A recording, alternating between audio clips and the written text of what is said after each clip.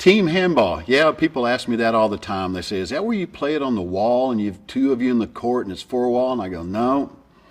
It's an Olympic sport that happened in 1972. They introduced it in Munich.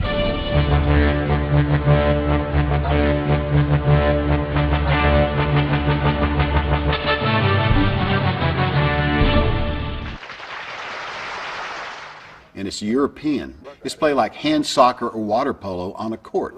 Now the court's a little bit bigger than a basketball court, so there's where you get a little basketball. The ball is about this little bit smaller than a volleyball, and what you do is you run up and down the court and you throw it in a net. The net is 2 meters wide, high by 3 meters wide, and you have a goalie. Well, I'm at graduate school and at Texas A&M, and I've got classes, and in between classes and time, I'd always like to go shoot baskets. And so in this gym, they say, hey, you have to clear the court. We've got the club handball team coming out. I'm going, what is this?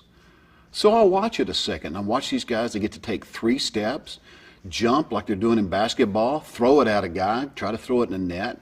I could see the moves from my basketball. I could see the moves from a quarterback in football, which is what I played. And I thought, the neat thing was there was contact. You could check a guy like they do in hockey. Couldn't throw them down or hurt them, but if the guy who was throwing the ball, you could check his shoulder and his hip with your arms and hands, and then you could hit him with your chest. So I tried out for the Texas A&M club team. I made it. We went to nationals. There was a tournament they had every year, and this was in Colorado Springs. And we drove up on a bus, paid our own way. And at nationals, I had my first game. I had a great game. I was impressing a few people. And in the second game, I was starting to score, and they took me out. There was a way to dump you.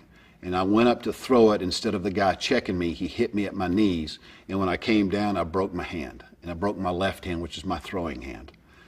And so I thought, well, that was fun. I'm going to go back to graduate school. And my hand casted up and finished the semester. And then I got a call about 6 weeks later.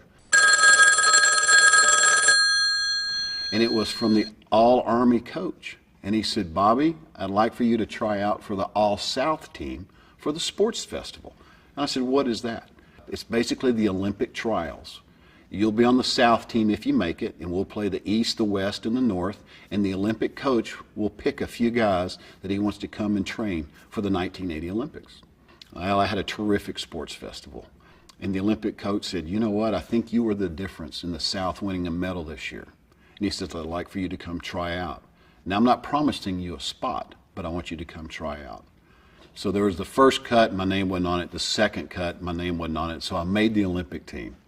And the coach gave us some time off, and he said, no, we're getting ready to go to Moscow in 1980, so you guys stay in shape. Well, in that time, we had a problem.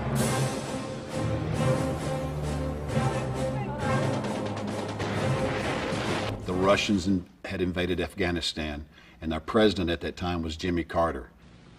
Although the United States would prefer not to withdraw from the Olympic Games scheduled in Moscow this summer, the Soviet Union must realize that its continued aggressive actions will endanger both the participation of athletes and the travel to Moscow by spectators who would normally wish to attend the Olympic Games. So, that was something that I wanted to just do. I wanted to be able to go to Moscow, go behind the iron block at that time and represent my country.